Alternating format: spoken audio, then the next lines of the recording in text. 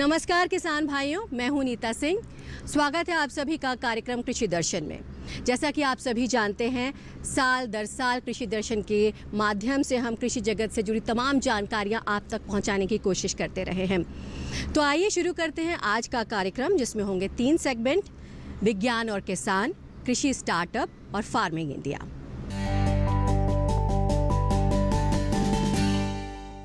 सबसे पहले हम बात करेंगे विज्ञान और किसान सेगमेंट की। विज्ञान और किसान सेगमेंट में हम बात करेंगे किस तरह से महिलाएं डेयरी उद्योग से जुड़ी रही हैं। करीब 7 करोड़ परिवारों में आजीविका इसी के द्वारा चलाई जाती है। हरियाणा की अगर बात करें तो वहाँ पर कई सारे स्वयं सहायता समूह से जुड़े हुए हैं, जिन्होंने करनाल के राष्ट्रीय डेयरी अनुसंधान संस्थान में प्रशिक्षण प्राप्त किया है और उसके बाद वो नाम और दाम दोनों कमा रहे हैं।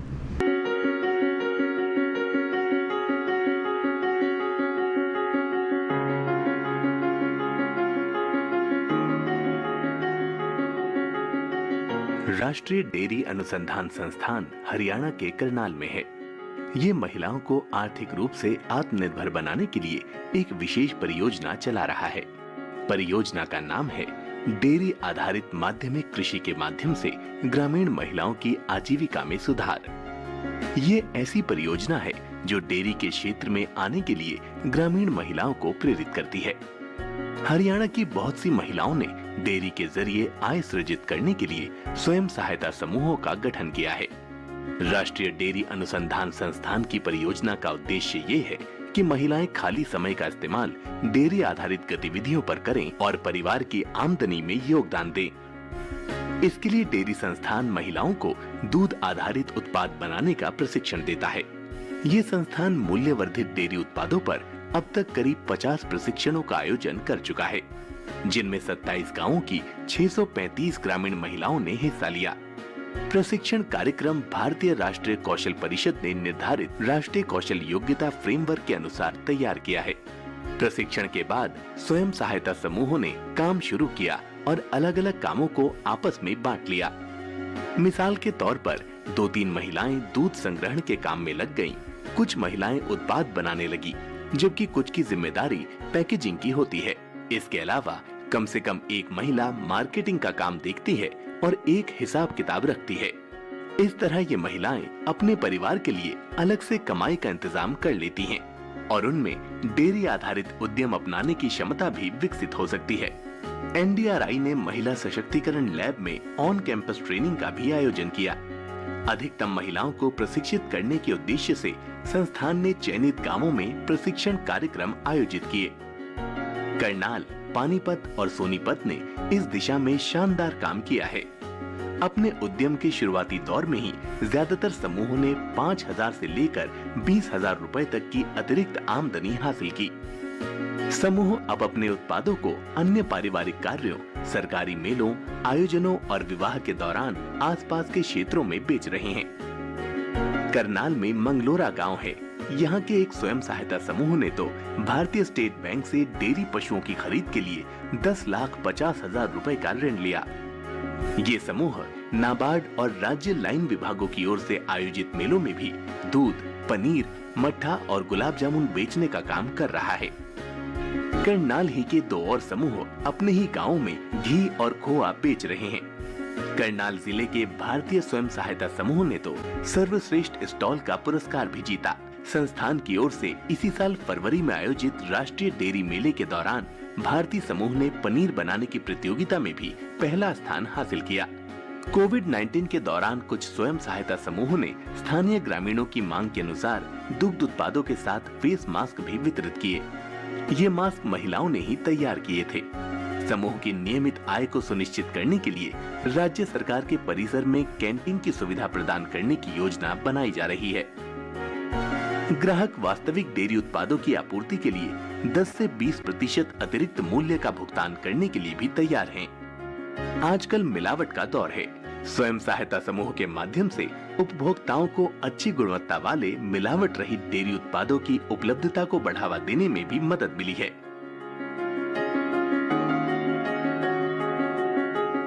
किसान साथियों, अब वक्त हुआ है कृषि कैलेंडर में, जिसमें हम बात करते हैं वर्तमान समय में किए जाने वाले कृषि कार्यों की।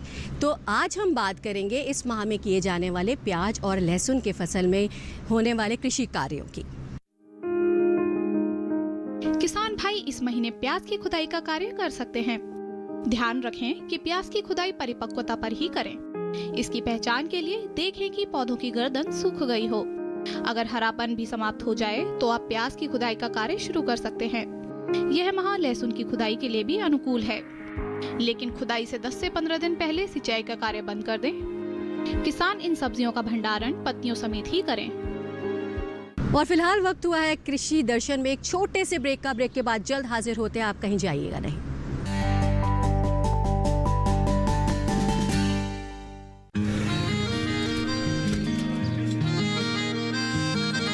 क्या बात है भाई, आजकल तो काफी खुश नजर आ रहे हो।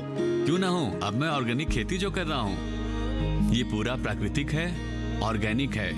इसमें हमारे खेत, हमारी फसल और हमारी जेब सब फायदे में होते हैं और इसमें लागत भी कम है। जी हाँ, आप भी ऑर्गेनिक खाद का प्रयोग करें, अपनी फसल और मिट्टी को तंदुरुस्त बनाएं और आपकी आमदनी में इजाफा करें। अधिक जानकारी के लिए किसान call centre toll free number 1800-180-1551 पर कॉल करें और लॉग ऑन करें kisan.gov.in और farmer.gov.in। कृषि और किसान कल्याण मंत्रालय द्वारा किसान हित में जारी।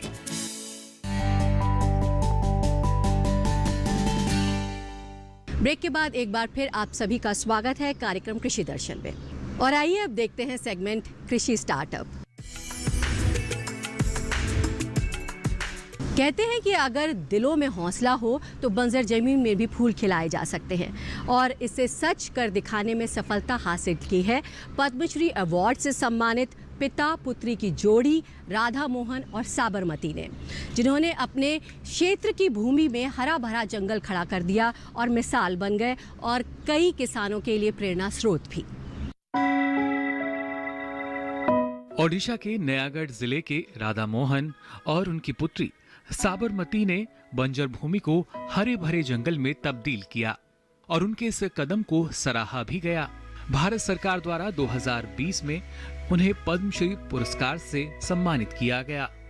अर्थशास्त्र के सेवानिवृत्त प्रोफेसर राधा मोहन और उनकी बेटी साबरमती संरक्षण मॉडल के जरिए स्थानीय किसानों की मदद कर रहे हैं।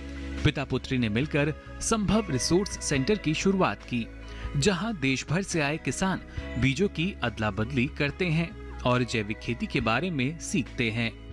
संभव रिसोर्स सेंटर विलुप्त होती पुरानी फसलों को जिंदा करने का प्रयास कर रहा है।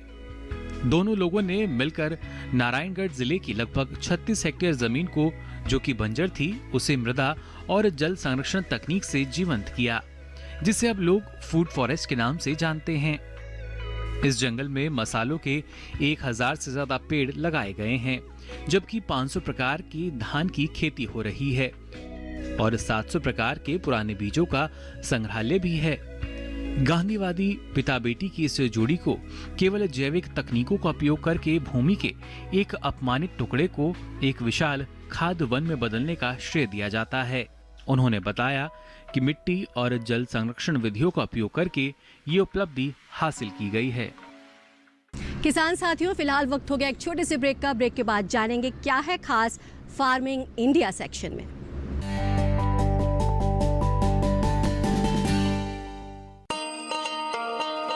किसान भाइयों, गांठ बांध लो, गांठ बांध लो। बात बहुत है काम की, समृद्धि के पैगाम की। मिट्टी के मिजाज को समझो, मिट्टी के हर राज को समझो। मिट्टी की तुम जांच कराओ, मुफ्त सॉइल हेल्थ कार्ड ले जाओ। कभी मुनासिब बीज लगाओ, सही किस्म की खाद ले आओ। जितनी जरूरी उतनी डालो, सही मात्रा खुद पहचानो। इसको अपना मंत्र बना लो, मिट्टी की सेहत तो जानो।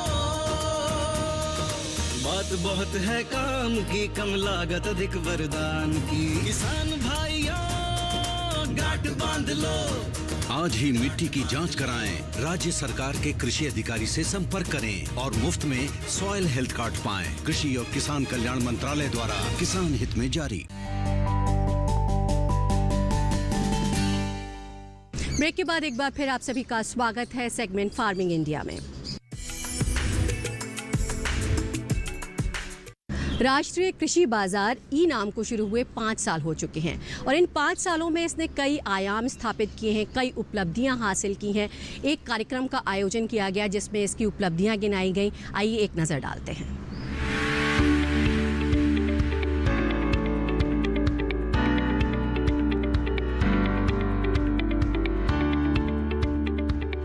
राष्ट्रीय कृषि बाजार यानी ई नाम मुख्य रूप से एक राष्ट्र एक बाजार की अवधारणा पर आधारित ऑनलाइन कृषि व्यापार पोर्टल है।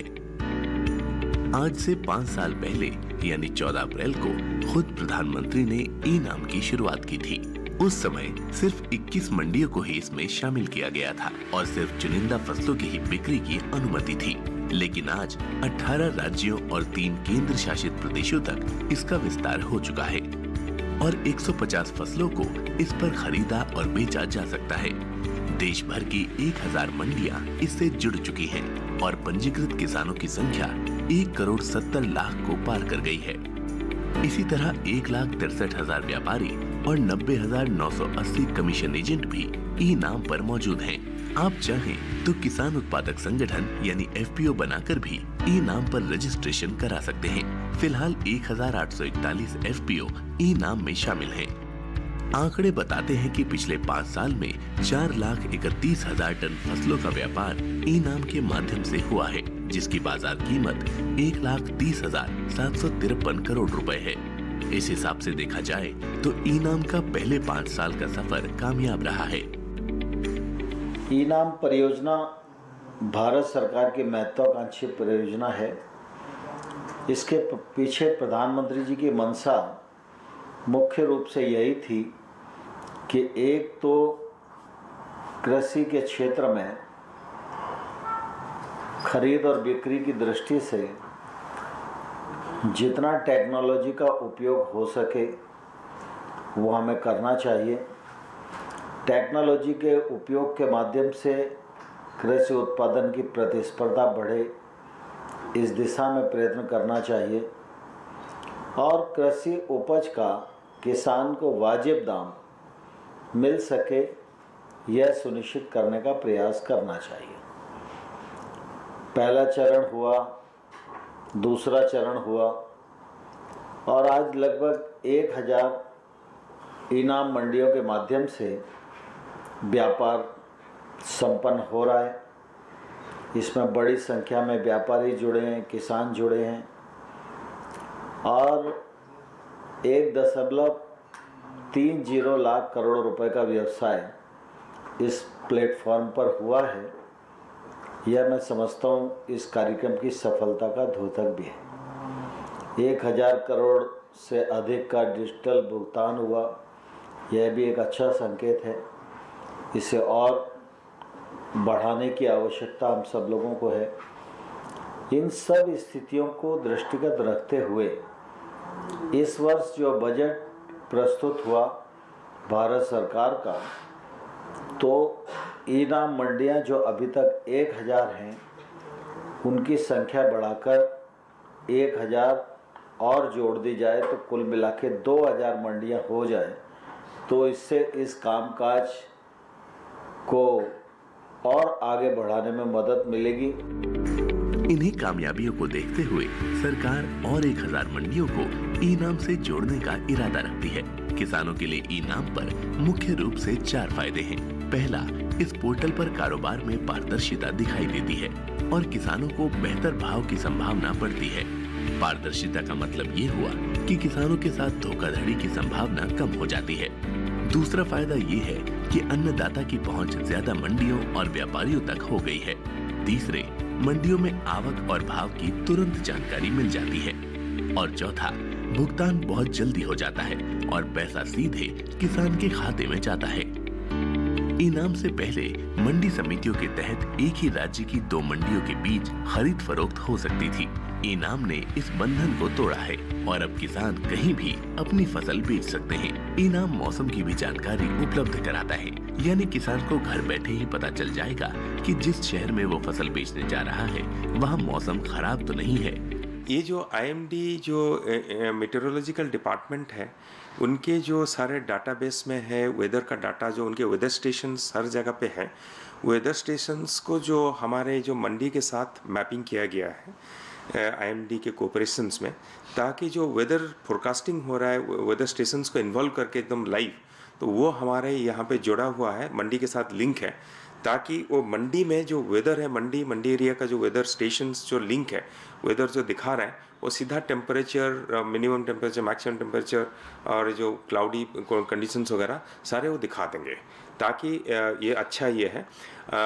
आगे भी हम नौकास्ट जोड़ने वाले हैं, अभी चल रहा है, ताकि जो थंडरस्टॉर्म वगैरह भी है ये भी इसमें आ जाएगा, जो सडन बारिश और थंडरस्टॉर्म वगैरह, ताकि वो इसमें काफ़ी फ़ायदा हो जाएगा। तो मंडी एरिया में हमारे जो किसान भाई हैं वो सारे उसको आराम से यूज़ कर सकते हैं। पिछले साल लॉकडाउन के दौरान किसानों को मंडियों तक उपज पहुंचाने में दिक्कत हो रही थी। इसी को ध्यान में रखते हुए किसान रथ ऐप की शुरुआत हुई।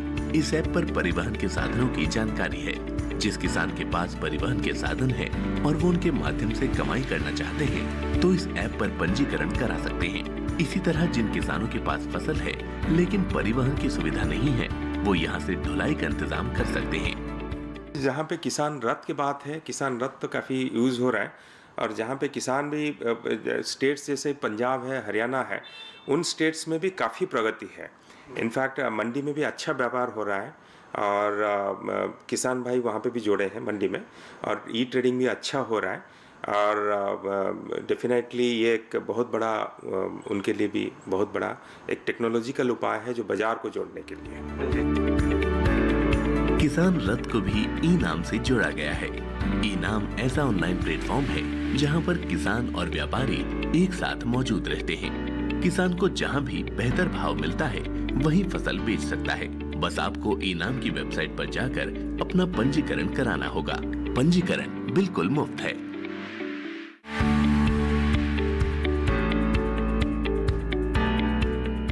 अब आप फल, फूल और सजावटी पौधों की बिक्री ऑनलाइन भी कर सकते हैं।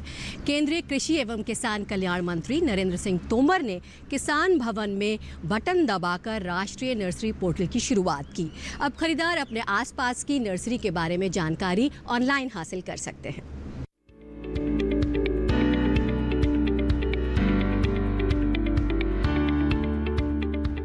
अगर आप अच्छी क्वालिटी के पौधे चाहते हैं तो राष्ट्रीय नर्सरी पोर्टल आपके लिए एकदम उपयुक्त जगह है।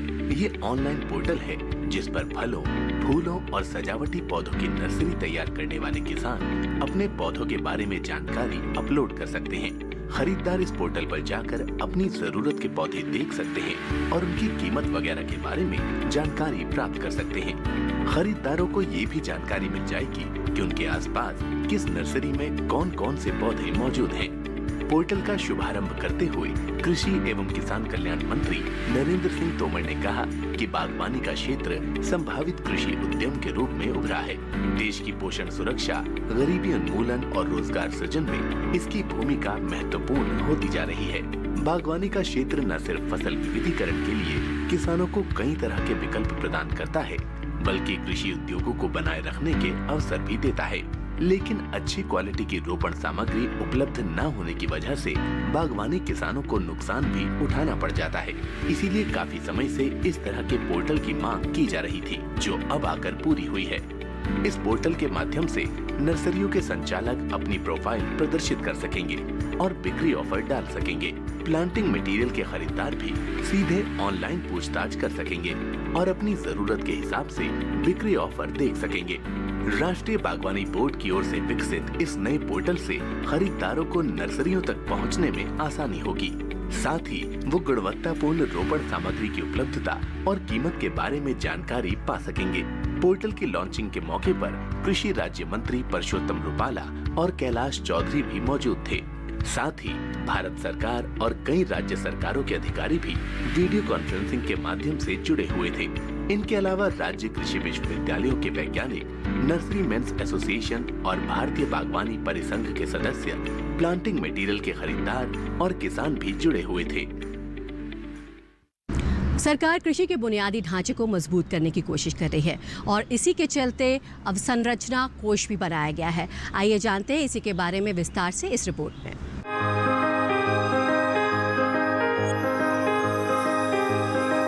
कृषि क्षेत्र को बेहतर बनाने के लिए अवसंरचना यानी बुनियादी ढांचा बहुत ही महत्वपूर्ण है। सरकार कटाई उपरांत प्रबंधन तंत्र को मजबूत कर रही है। इसके लिए लॉकडाउन के दौरान वित्त मंत्री ने 1 लाख करोड़ रुपए के कृषि अवसंरचना कोष का ऐलान किया था। ये रकम बैंकों और वित्तीय संस्थानों के माध्यम से ऋण के तौर पर दी जानी है। आम किसानों के अलावा प्राथमिक कृषि ऋण सोसाइटी, विपणन सहकारिता सोसाइटी, कृषि उत्पादक संगठन, स्वयं सहायता समूह, बहुउद्देशीय सहकारिता सोसाइटी, कृषि उद्यम और स्टार्टअप इसके माध्यम से ऋण ले सकते हैं। 2 करोड़ तक के कर्ज पर ब्याज में 3% तक की छूट का प्रावधान किया गया है। ये योजना फिलहाल 10 साल के लिए है, यानी 2020-21 से 2029-30 तक। 1 लाख करोड़ की रकम 4 साल में जारी की जाएगी। पहले साल 10,000 करोड़ रुपए और फिर अगले 3 वित्तीय वर्षों में 30-30 हजार करोड़। भारत की 58% जनसंख्या की रोजी रोटी का दारोमदार कृषि और उससे जुड़े व्यवसायों पर है। ज्यादातर किसानों की सालाना आय बहुत कम है। कटाई उपरांत सही बुनियादी ढांचा न होने की वजह से 15 से 20% उपज बर्बाद हो जाती है, जबकि दूसरे देशों में यह आंकड़ा 5 से 15% है। कृषि अवसंरचना कोष का उद्देश्य ऐसे ढांचे का विकास करना है जिसमें किसान अपनी उपज बिना बिचौलिए के सीधे बेच सके और कटाई के उपरांत उनकी फसल में बर्बादी भी कम हो। इससे निश्चित तौर पर उनकी आमदनी बढ़ेगी। कृषि अवसंरचना कोष ग्रामीण क्षेत्रों में भंडार गृहों, शीत गृहों, पैक हाउस के निर्माण और उनके विकास के अलावा बाजार व्यवस्था को दुरुस्त करने पर खर्च होना है। साथ ही प्रसंस्करण इकाइयां भी इसका लाभ उठा सकती हैं। प्रसंस्करण से फसलों का मूल्यवर्धन होगा और भंडार गृहों के निर्माण से किसान को अपनी फसल रोक कर रखने में मदद मिलेगी। फसल को रोकने का फायदा ये होगा कि बाजार में जब भी बेहतर भाव होगा तब वो फसल बेच सकेंगे।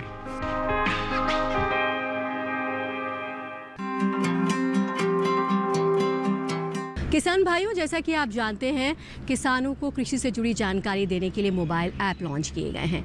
ऐसे ही एक मोबाइल ऐप के बारे में हम आपको बताते हैं, जो कि है फसल बीमा मोबाइल ऐप। फसल बीमा मोबाइल ऐप।